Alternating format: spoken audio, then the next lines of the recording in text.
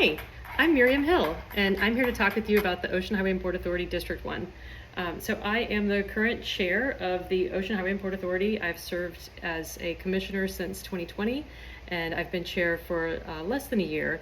But in that capacity, I've achieved a few things I want to tell you about. So I brought my palm card from last time, and gosh, what a difference 4 years makes. But on that palm card, there were a lot of things that I committed to the public to doing.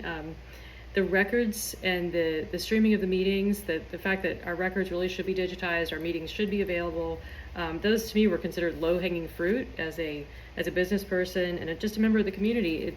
It seemed wrong to me that some of these things weren't happening, but you'd be surprised how what a difference some of those changes have made. So another one of the things that we're focused on right now at the port is the sale of land, and you might read about this in the newspaper, but the port owns 2 parcels of land adjacent to the entrance, and certain members of the board want to sell that property. That's a hot button issue. I don't believe we should sell land. If we're going to sell public property, we need to have a full accounting to the public of what we intend to do with the money.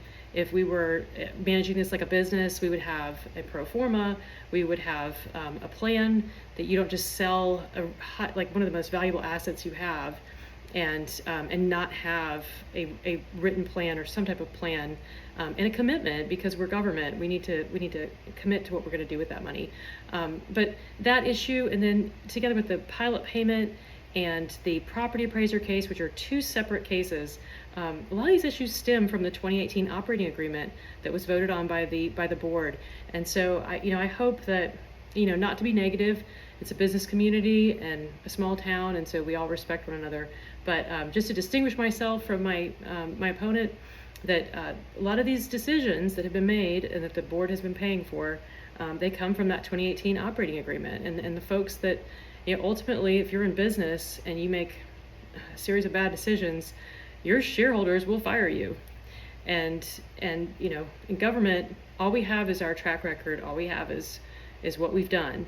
And so the board has a tall list of things that we have to try to fix, and we're chipping away at it. We're working to settle that pilot dispute.